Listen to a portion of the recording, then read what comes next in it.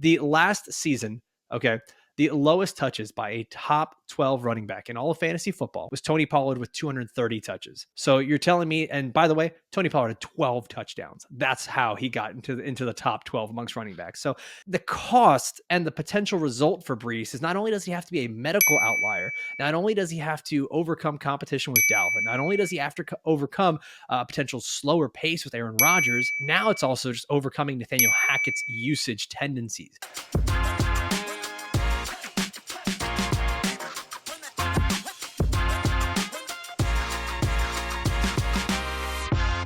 Today, we're talking about players that are falling down in the rankings. Dave, it's time to panic. Everyone freak out. Start dropping players from your rankings. Don't draft them. Let's go crazy. Last week, we were a little bit more positive. We talked to Jamie Eisenberg about players that were rising in our rankings. Now we're going the opposite way. Dave and I are going to take a look at some players that things are just getting a little scary, right? And I think you do have to be able to adjust. So, Dave, let's take a look at your first guy. Who is your number one rankings faller? Rhamondre Stevenson. And I guess I should say he hasn't fallen in my rankings because I was anticipating this, but I am expecting him to start falling in fantasy drafts. Now, I don't think that Zeke is a death sentence to Rhamondre Stevenson by any means. I think that, Leonard Fournette or Dalvin Cook would have been much worse to Rhamondre Stevenson's outlook, but Stevenson's ADP is almost assuredly going to fall because of this. Now, most offseason, he was going at the 2 to 3 turn, late second, early third round. And I'm anticipating him now to be somewhere in the 4th round. Maybe we get really lucky and he falls all the way to the 5th. The knee-jerk reaction I've seen from Twitter kind of falls into 2 buckets. Either, no, this isn't going to affect Rhamondre Stevenson at all, or this is pretty bad for Rhamondre Stevenson. It feels like there's nobody that's just in the middle that's saying, like, this could maybe just hurt him a little bit, but not that much. Right. But there's also nobody saying this is a positive for Rhamondre Stevenson. So if you have some people saying it's a negative, some people saying it's neutral, inevitably he's going to fall down the ranks just a little bit here. So I really think with Rhamondre Stevenson, it's kind of weird because he is such a good running back that it almost hurts him in fantasy. All right, hear me out. I know that sounds crazy, but he is so versatile that it makes it almost impossible for us to project his role. Like, he can be the pass catching specialist, or he could be that early down grinder. Obviously, we want him in the pass catching role because we know targets are worth 2.5 times as much as a carry. That's how he's going to hit that high end range of outcomes every single week. But what happens if Pierre Strong is catching passes and then Ezekiel Elliott is taking the goal line work, and then what's left over for Rhamondre Stevenson? Sure, 250 carries, but if they're all coming between the 20s, how valuable is that? So trying to predict how this is going to shake out with Zeke in the fold is really, really hard. And now the last thing I'll say about Rhamondre Stevenson, Ezekiel Elliott, a lot of running backs who have found success over the years in New England, and shout out Matt Waldman because he was the one that pointed this out, are guys that are dusty, guys that we are saying are over the age hill. Corey Dillon, LeGarrette Blount, BenJarvus Green-Ellis, James White, those guys all went to New England and found success late in their careers. And I don't know, man, Zeke just profiles to be a guy that Bill Belichick is really, really going to like. Yeah, and it's, what's interesting too is I think that so many people are also assuming the roles here, right? Where Rhamondre Stevenson's going to be the pass catching guy still, and Zeke is going to be the goal line guy, and that's where it seems like everyone is just heading to. Where Zeke was so good at the goal line, Rhamondre wasn't. But then you got the other side of that coin where you're like, are the Patriots really going to get in the red zone that often where it's going to matter who the goal line guy is? I think there's so much more to talk about here with this, where it's like Zeke was pretty dusty last year, like really, really dusty. But sometimes a little change of scenery is all that these guys need. And you look back at what Zeke was doing, even in the receiving game. And I'm not saying that he's a good receiver or that he's going to be stealing a decent amount of targets away from Rhamondre, but he's capable. Like, this was a guy that, looking here back seasons past, 65 targets, 71 targets, 71 targets, 95 targets. Now, granted, that's 3, 4, 5 years ago. So it's not necessarily the same player, but I don't know, man. Like, I do get a little bit worried that it's maybe not necessarily a talent thing, but it's a Bill Belichick thing. It's a Bill O'Brien thing. And I know a lot of people point to Bill O'Brien really just using one back, but I don't know if that's going to overtake the system. Them bringing in a veteran, I think, says everything that we need to see for what the Patriots plan to do with the running back position. Well, is that, I mean, I'm assuming that's how you feel with Rhamondre being somewhat of a faller. Well, we talked about this months and months and months ago, before the Football Guys Fantasy Football Show was even a thing, Alfredo. Remember, we were on the Pretend GM and we were talking about players with huge upside and huge downside. And I talked about Rhamondre Stevenson's downside because where we're drafting him right now, we're expecting him to do what he did last year and see 80 plus targets and be that passing down guy. But he was kind of shoehorned into that role after Damian Harris was hurt. It's just so hard to project what he is going to do because he really can. He can be the goal line back. He can be the early down back. He can be the pass catching back. And we know that one way or another, Bill Belichick is going to compartmentalize each of these running backs into their specific role. And I don't know what Rhamondre Stevenson's role is going to be. And the last thing I'll say about Zeke is, we look at the metrics and yeah, he is on the downturn. He's not going to be ripping off 80-yard touchdowns anymore like he did early in his career, but he's not a liability in the run game. He's going to find the hole. He's going to fall forward. He's not somebody that's going to be getting stuffed behind the line. He is still going to be able to find the lane and pick up 2 or 3 yards when it's needed. So if he gets all of the goal line work and all the short yardage work, and then I don't know where the passing down work goes. We want it to go to Rhamondre Stevenson, and hopefully it does. But what if Ty Montgomery, who's been getting hyped up for the last 2 camps, what if he really is a thing? What if Pierre Strong ends up taking that role? I mean, I just think that there's a lot of downside with Rhamondre Stevenson right now. That being said, if he does dip into the 4th round, or like I said, maybe we get lucky and in the 5th round, I'm going to be in on Rhamondre Stevenson. But if his ADP stays at this 2-3 turn, I am completely out. Yeah, and I think one last thing I want to add. I did an article on this a little while back about Rhamondre Stevenson being a guy to sell in Dynasty, and I could still be totally wrong on this, but one thing that really stood out was the splits with and without Damian Harris, where Rhamondre was a top 10 running back 7 times last season. Okay. 5 of those top 10 finishes were without Damian Harris. So you can try to cut this whichever way you want. And maybe you say Zeke isn't as good as Damian Harris. Rhamondre is so much better and he's improving. And the Patriots have seen that. It's a new offensive coordinator.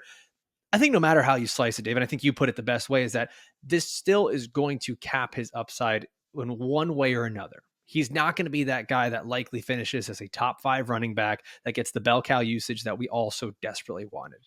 Yeah, I know we're talking about Rhamondre Stevenson a lot here. We're almost 7 minutes into the show and we're still on the opening topic. But the other thing with Rhamondre Stevenson, if you just go to like a splits tool and you type in Rhamondre Stevenson with and without Damian Harris, that doesn't tell you the whole picture. Because over the last couple of years, how many times was Damian Harris active and playing like 15% of the snaps? Or how many times did he get knocked out of the game at halftime and then we didn't see him again? So if you start looking through the games where Damian Harris was fully active and getting his normal snap share, Rhamondre Stevenson really wasn't that effective. And he was actually the 1B behind Damian Harris. So there's so much context that needs to be discussed in this New England backfield. And it's just really tough to project and predict right now. Yeah, don't hear what we're not saying. We're not saying, the sky's falling for Rhamondre Stevenson. I think that there needs to be context to his value. Right now, I dropped him from RB10 to running back 13 in my rankings. As Dave mentioned, he's going, by that late 2nd, early 3rd round turn. That could be something where, you get into drafts and he's going in that round 3, round 4 turn, or perhaps even later because people start to freak out that Ezekiel Elliott is there. So I think there's always going to be a spot where you get comfortable drafting Rhamondre Stevenson. And it's just a matter of changing the expectations for the season.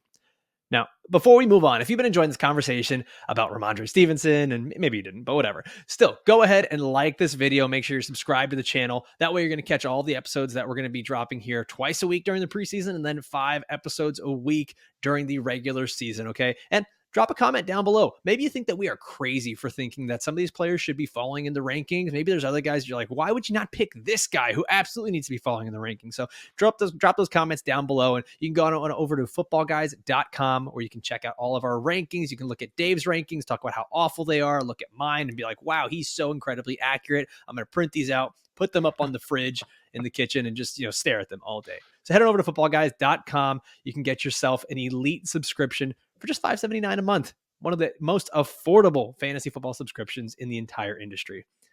Now, we're going to look at a few more rankings fallers here, and it's some big profile, high profile names here at the running back position. And I'm going to be talking about Breece Hall. Now, I think what's worrying me so much, Dave, is little by little, as all of these free agent signings happen, the running back position is just getting so watered down that there are so few guys that it even makes sense to go running back early in your draft. And maybe if you are the guy that's getting maybe two of those, like you're starting with like a Bijan and a Derrick Henry or something, you have such this crazy positional advantage over the rest of your league. I'm Mhm. very intrigued to see how this is going to go. But what for me, what worries me a little bit about Breece Hall here is it's not a talent thing. Like it's really not. And I know like that's where all the comments are going to start is like Breece Hall is so good. You're crazy. You're just being a hater. The problem here is it's a recovery thing. It's a workload thing. We're seeing that the New York Jets want to go all in for this championship. And I get it. You're going to get the comments of like Breece was just activated off the pup today, and Dalvin Cook's not even playing yet. And I hear it. I hear all the concerns and all the backlash, and I get it. Dalvin Cook, that signing is not something to just, raise your nose at and not really pay attention to. $8.6 million is a decent amount of money. And it shows they're really going for that championship this year. And I know Dalvin probably won't be the main running back, but he's going to be annoying enough. He's going to be annoying enough where Breece is, once again, very similar to Rhamondre, not going to be getting that top 5, top 6, top 7, or whatever you think he might have been. He's not going to get that kind of workload. And we've seen players coming off of these ACLs just don't do as well as we want them to do. And it's going to take time for him to ramp up. And I'm sure you're going to hear a lot of the same analysis everywhere. But when you start to hear the same thing over and over and over and over, and you start to think, it's just the echo chamber of all the fantasy analysts. No, this is years and years of research of seeing the same things over and over. And Dave, one of the guys that we really like for his injury analysis, Adam Hutchinson over at 4for4, he did some historical comps where he looked at elite athlete running backs the year after an ACL tear. And these are some interesting numbers. Okay. There is a less than 9% chance for Breece Hall to play a full season. There's an 84% chance that he plays at least 12 games. So now you kind of have your window here, right? Like it's pretty good that he plays 12 games. And so Adam has him projected for 13 and a half games. Most medical professionals believe that even if he is active and playing in those first 2 to 3 weeks, it's going to take time for him to ramp up. So now all of a sudden, when you start to just, process of elimination and get to like what you're looking at here for production, you're looking at maybe 9 to 10 fantasy relevant games for Breece Hall, where Dalvin Cook is also active, where the pace of play might be really slow for the Jets, where they might get into games where they're playing against the Miami Dolphins and the Buffalo Bills, who are scoring a lot of points, and they've got to switch over to the passing game. I'm not super excited about Breece Hall. I've kind of been in this same mindset for a while here. I've moved him down to my running back 17. He was my RB 13. He's now my running back 17, just behind Aaron Jones. Dave, how concerned are you with Breece Hall, and how much are you dropping him, if at all? Yeah, I'm certainly concerned. I mean, as soon as Dalvin Cook. So, really quick, let me preface this by saying Yeah, there aren't a lot of edges in fantasy football. I mean, the whole community, industry, whatever you want to call it, has gotten pretty good at analyzing the game. And, you can do pretty well just drafting off of ADP and consensus rankings. One of the edges in fantasy football, though, is trying to read the tea leaves and predict what is going to happen.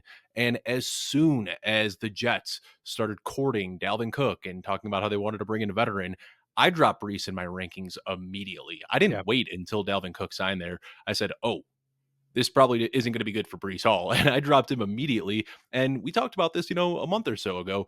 Breece Hall was one of my most drafted players in early offseason best ball. I was hoping that he was going to bounce back. And as soon as the Dalvin Cook rumors started, I was completely out. So I haven't dropped him in my rankings because I anticipated this to happen a while ago. But it is absolutely a negative for Breece Hall. But like I said with Rhamondre Stevenson, if he drops into a range, if he starts going late fourth, early fifth round, that's a more palatable cost. And I'll be willing to take the risk there. But where he's going right now in the early third, completely out. I'm sorry, late third, I'm completely out at that cost. And you know what? I think, man, I think, and you never want to say this, right? Because you always want to be comfortable drafting players at a certain cost.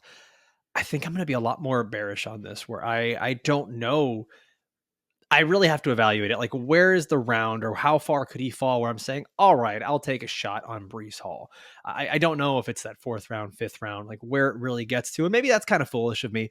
But one thing I was looking at, and I started doing this last year when we were looking at Javonte Williams in the Nathaniel Hackett offense. And I kept carrying over a lot of this data into this season. And I want to go over this, the Nathaniel Hackett running back touch splits. We're not even talking about snap share. We're talking about actual touches for running backs under Nathaniel Hackett since 2013.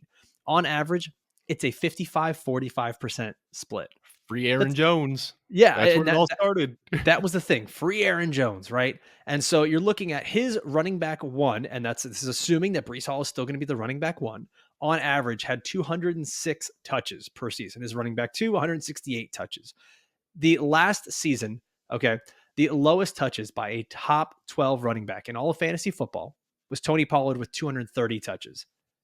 So you're telling me, and by the way, Tony Pollard had 12 touchdowns. That's how he got into the top 12 amongst running backs. So the the cost and the potential result for Breece is not only does he have to be a medical outlier, not only does he have to overcome competition with Dalvin, not only does he have to overcome a potential slower pace with Aaron Rodgers, now it's also just overcoming Nathaniel Hackett's usage tendencies. And he's going to have to be somewhere in that 220, 230 touches and and a lot of those touches are going to have to be receptions.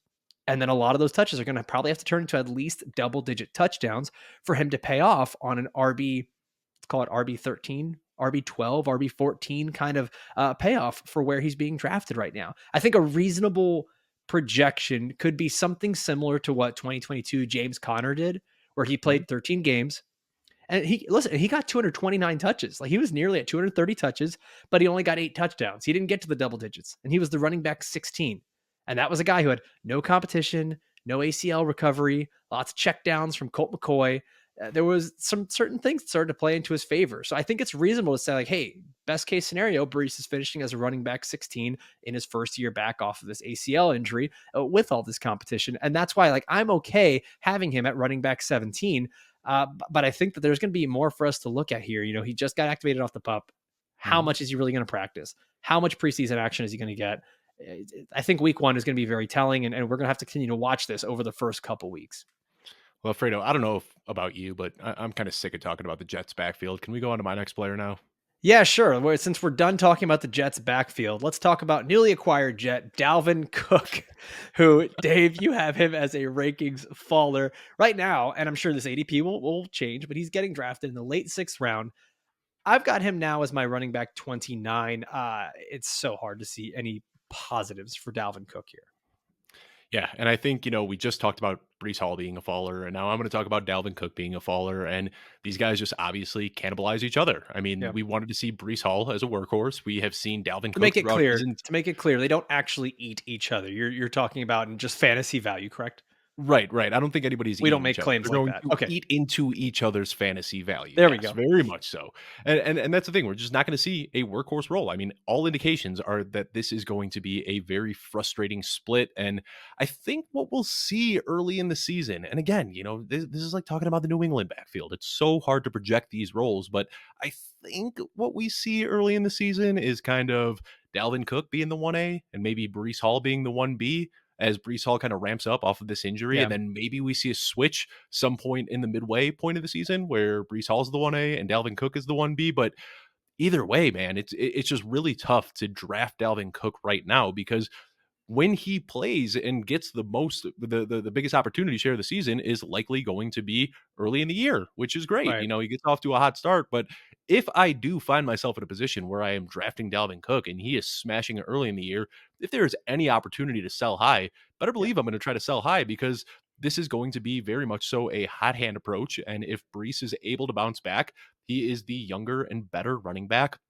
And the Jets, obviously things are different there with Aaron Rodgers, but the one thing they didn't shore up at all is their offensive line, which was graded as the sixth worst run blocking unit in the NFL last year. And then Dalvin Cook, I know he got paid, but I think we got to take that salary with a grain of salt because I think that was Aaron Rodgers. After Aaron Rodgers said, "Hey, go out and get me Alan Lazard," and they did. Then he said, "All right, now go out and get me Randall Cobb," and they did. And now I think he's just testing them and was like, "Yeah, go get Dalvin Cook too." And then they did, and they paid him six point Aaron seven million guaranteed. But man, Dalvin Cook isn't the same player that he's been in years past. Last year, he had career lows in yards after contact, broken tackle rate, yards over expectation per attempt. So we see Dalvin Cook trending downward, and his fantasy production last year was buoyed by the fifth highest opportunity share in the league. So I think a lot of people were drafting Dalvin Cook, free agent Dalvin Cook, in hopes that he would either return to Minnesota, where they were going to relentlessly feed him the ball, or that he would go to Miami, where there was kind of a little bit softer competition, I guess you can say. Breece Hall is not soft competition. This is not good for Breece Hall. It's not good for Dalvin Cook. I don't know if I really am going to be heavily targeting either of these guys this year. And you know what's interesting is I'm looking back now, and hindsight, of course, is 2020. But it's just like, Why were we ever holding out hope for Dalvin Cook? Like, we look at all these places he could have gone. Where was he going to go that any of us were going to be comfortable drafting him? Where we're Minnesota. s yeah, if he went I mean, back, that would have been the best sure, case scenario was going back to sure. Minnesota. I don't know how realistic that is that he was ever even going to do that, but it's just like the places we listed, right? Like Miami, now he's in New York, New England, where he was once the odds on favorite to go there. It's just like, which team were we looking at where we were like, Dalvin Cook could probably be top 24? No, like I don't Yeah. think that. And the thing is that now he ends up in this range of running backs where you're saying, when I'm looking at those RB3s, those guys I'm getting in the mid rounds, you're looking at players that have a high upside, right? Those guys that could get the workload. And I don't think there's going to be a situation on the Jets or even any other team he could have gone to where Dalvin does have that opportunity to get the workload. I think that's just not something that's going to be in Nathaniel Hackett's system. They have so many running backs on that team now too. They drafted Izzy Abanikanda. They've had Michael Carter, Zonovan Knight, who was really good last year, and who knows how many running backs they keep on this team. But yeah, I'm with you, Dave. I'm not only dropping Dalvin Cook, but I am like 100% all the way out on him. Yeah, and it's that Shanahanian coaching tree, like they just Shanahan. want Shanahanian. Yep, they want as many running backs as they can because that system, it's just grab the ball, run headfirst into Yep. the first defender you see as hard as you can, and I hate to say it, but Kevin Coleman talked about this last year in a great article where he was talking about the San Francisco running back room, and injuries are aplenty in this system because the way that they have to play, it is planting one foot in the ground, cutting up field, and they are getting smashed in the open field. So that's why they just want a surplus of running backs on this roster because these running backs do get injured more frequently than they do in other systems. Now, I know we were a bit long on some of these players, but these are the guys that I think are going to affect drafts a lot more. And that's why we felt it best to give you a little more extra analysis. We're going to be quicker on some of these other players. But before we move on, this is our last week for you to enter for a chance to be in the Football Guys Fantasy Football Show Listener League. Okay. All you have to do, go and leave a review on Apple Podcasts or Spotify, screenshot that review, send it on over to Kluge at footballguys.com. That is KLUGE at footballguys.com. And, let us know what you think of the show. Tell us, listen, I want to hear less Dave, more Alfredo. That's it. Like, that's all you have to do is just give us really honest feedback. And then you will be entered for a chance to be in the listener league. All right, Dave, let's get to a few more of these rankings fallers. And I'm taking a look at a guy that we've talked about, I feel like over the last, like Yeah. constantly over the last 3 shows. And I think it's because he's such a polarizing player. He has now dropped from RB 45 to RB 51 in my rankings. And yep, it's another guy like I haven't been on him and I'm not.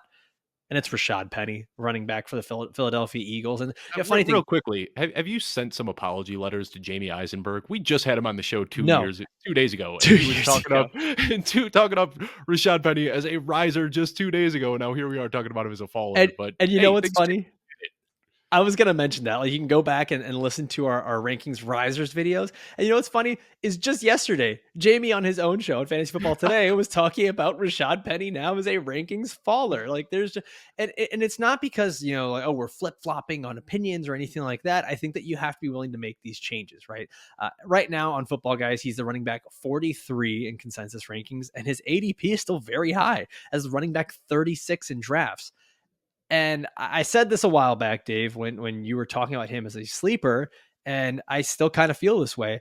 I think there's a greater possibility of Rashaad Penny getting cut from the Eagles than there is him being a starter and lasting 13 games and being a legitimate starting fantasy running back. Now, the scary thing in this situation with Rashaad Penny, it's not necessarily an endorsement of the other running backs on the Eagles, right? Like, I'm not sitting here saying, like, pounding the table for Kenneth Gainwell, but all the reports have been that he has been consistently getting first team reps. He's looked really good in camp, and we can always take those with a grain of salt. But then we get to the preseason game where Gainwell and Boston Scott did not play. They got the starter treatment where they did not play, and we don't want to overreact to that, right? So then we look at DeAndre Swift, who gets in that game, and he looked really good. And I'm not like a big believer in DeAndre Swift, but he looked good in that game.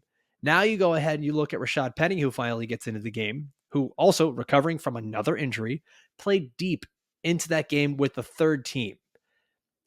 I don't want to overreact.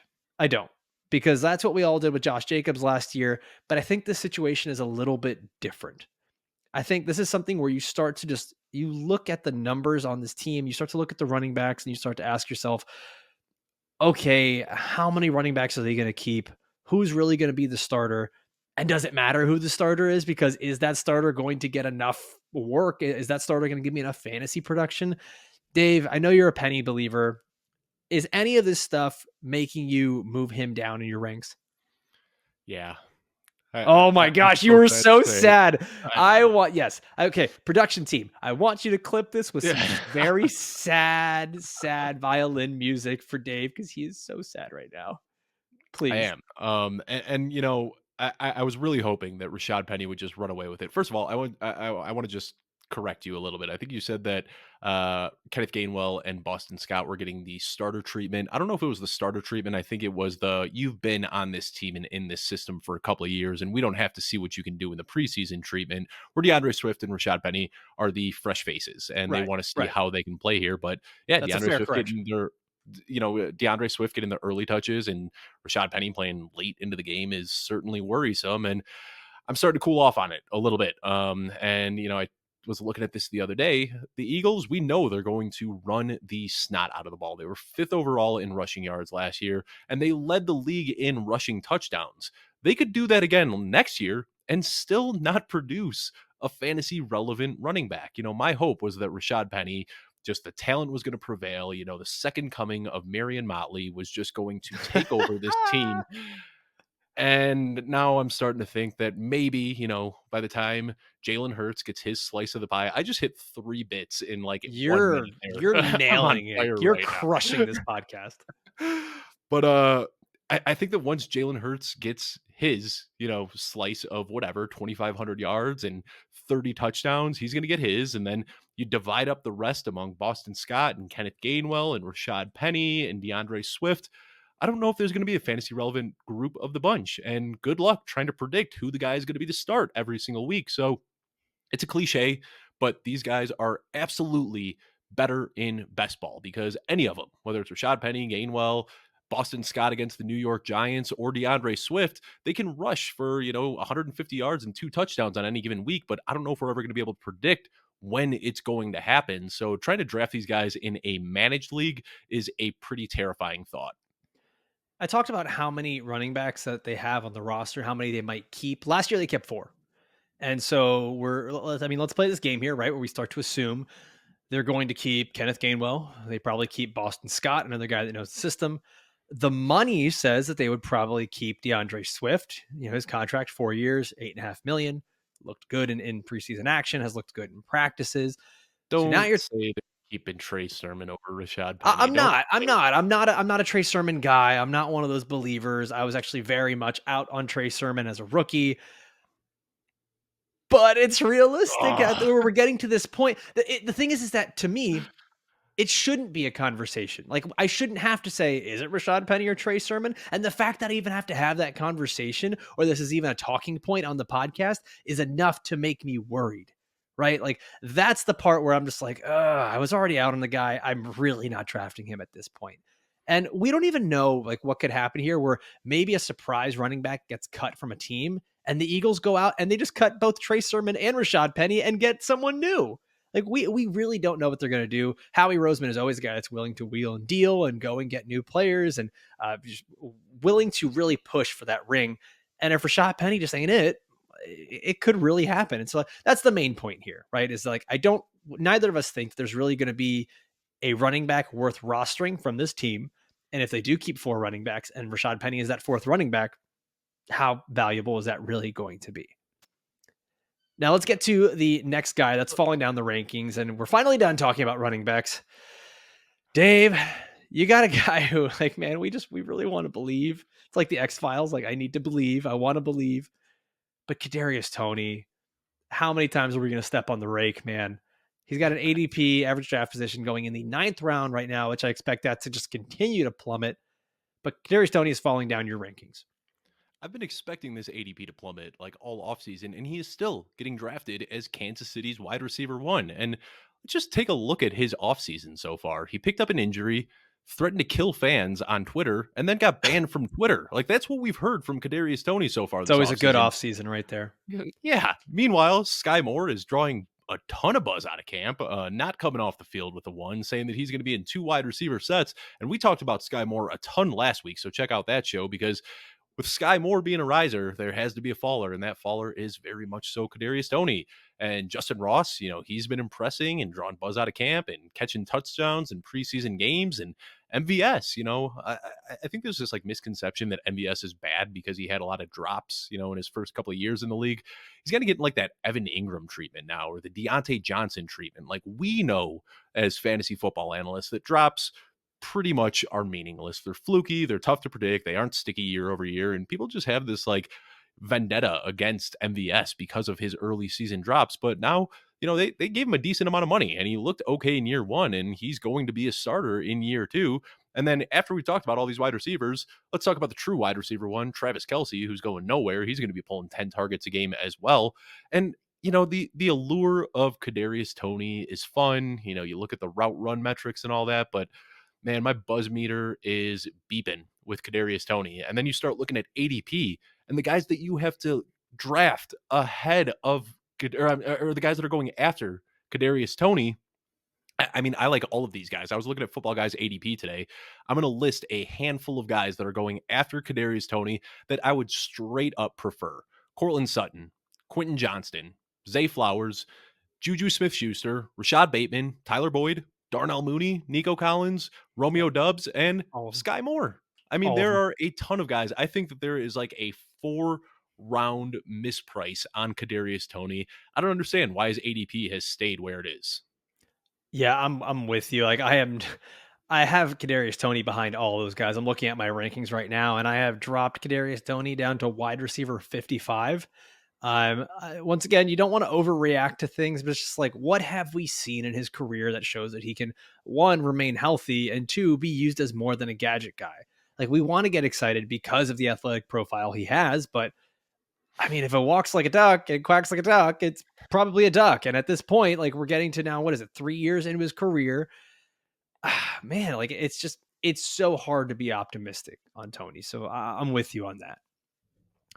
Now, before we move on, I want to let you guys know, if you are not already on the Sleeper app and you don't have your fantasy leagues on over there, what are you doing? Head on over to sleeper.com, download the Sleeper app. It's a fantasy sports and real money gaming app focused on bringing people together through sports and gaming.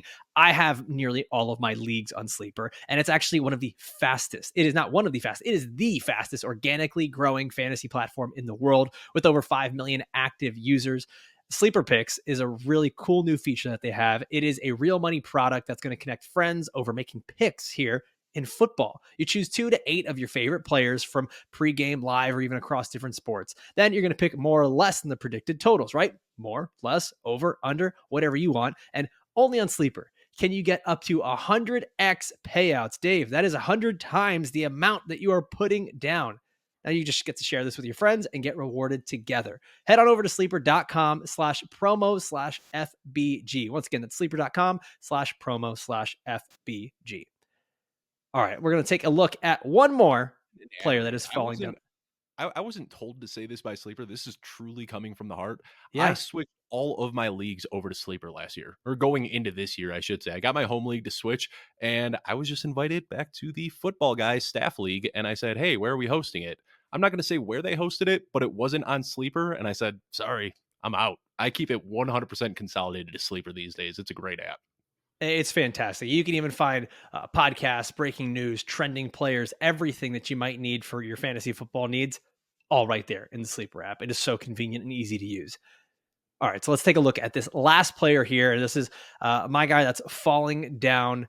Sorry, it's not the last player, but it is one of the last. So we're talking about Kendre Miller, running back for the New Orleans Saints. And I didn't move him down too much, but I think there's enough to be concerned about here with Kendre Miller, where I think this is a guy both of us were very high on as a rookie coming out. I think we both liked his film a lot and saw that with the New Orleans Saints, there was an opportunity here for him to be good early because of Alvin Kamara being out, because of the, I don't want to say lack of talent, but the lack of diverse ability and explosive ability from Jamal Williams.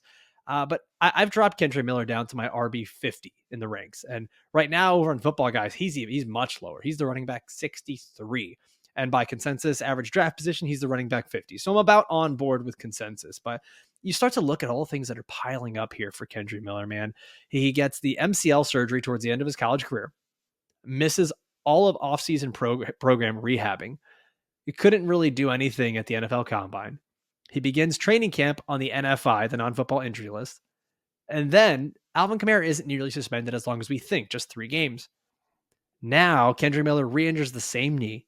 The Saints go out and sign Darrell Williams, who I'm not going to say like that's a big thing to be worried about, but signing another player, even if it's just a camp body, just it has to be a reason for you to at least perk your ears up and get somewhat concerned about a player and potentially his future availability. They were already sniffing around Kareem Hunt earlier in the offseason as well. Dave, I know you like Kendre Miller just like I do, but are you moving him down? Do all these things just start to add up and you get worried? Yeah, this show has been tough for me, man. I feel like I'm just like the punching bag of this It's a show. Like rough these day are for you, my man. guys that are falling down in the rankings hard. I don't know if we can get our producer to pull up the meme that I shared on Twitter the other day, but it has just been like one thing after another for Kendre Miller. Like, we get the word a month ago that they're courting Jamal Williams, and well, they actually said they signed Jamal Williams and then said, just kidding, we didn't. And then Alvin Kamara, skirts by with a 3-game suspension and then the knee sprain. It's just been one thing Wait, you after mean another. Kareem Hunt, right? Kareem Hunt. Yes, I'm Yeah. sorry. I was They like, they did do have sign Jamal. Jamal Jamal Williams. Williams Yes, is on the team. Yeah. Kareem Hunt. That's right. Yeah. So it's been tough for us, Kendre Miller touts. But yeah, I'm there. I mean, what I was really hoping for is that he was going to start off the season with that knee injury behind him and be so good that they couldn't ignore him. And he had kind of a 3-game head start to solidify his role in the offense before Alvin Kamara comes back. But Yeah. now, if he's not 100% healthy, it looks like that opportunity is going to be gone. So by the time he is ramped up and healthy and ready to play, by then Jamal Williams will have carved out his role and Alvin Kamara will be back from his suspension. And yeah, it's getting tougher and tougher to draft Kendre Miller. Yeah, one of the things I've been looking at here with his injury is that it's being said that he should be ready to go by week 1, but it's not good that a rookie has missed so much camp. Talking about he missed rookie training camp. He's missing a lot of now this preseason training camp, and the time here where he's supposed to be getting the bulk of his opportunity to really make a statement, he's coming off injury.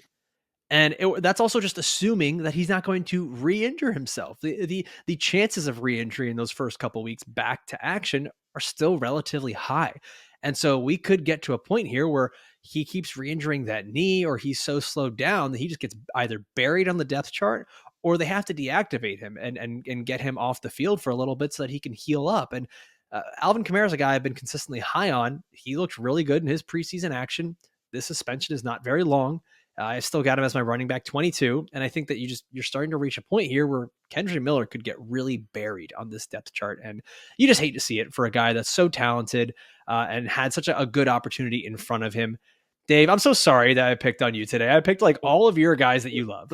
The last thing I'll say about Kendre Miller is like these, and you kind of alluded to it a little bit, but camp reps are so important for Yeah. rookies. Zeke, Dalvin Cook, yeah, they can show up 3 or 4 weeks before the season starts, and they're going to be fine. They're grizzled veterans. They know how the NFL plays, but it is so important for rookies, and there is a strong correlation between rookies that miss camp and how they're able to perform in their rookie season. So it pains me as a Kendre Miller fan, but I don't really have a whole lot of interest in him in 2023 leagues. That being said, if you're playing Dynasty, I think there is a buy low opportunity here. I'm Yes. still trying to get him in Dynasty Yep. leagues. I'll stash him for years down the road, but 2023, probably not going to happen. Yeah. Kendre Miller, start the campaign for 2024 because I'm all in on that. Now, Dave, you have a player falling down your ranks that many people thought would just absolutely break fantasy football and join the elites and be the next big thing. But we're not going to talk about him here on video, okay? What you need to do is if you want to hear what player we're talking about, and I've got another one as well, head on over to the audio version of this show, okay? Go check out the podcast where we always have exclusive content for the audio listeners only. You'll find that link and the full episode in the description of this show here on YouTube. Dave, I'm sorry we picked on you, man, but this has been a good conversation for us to have of the players falling down our rankings. Thank you so much for watching.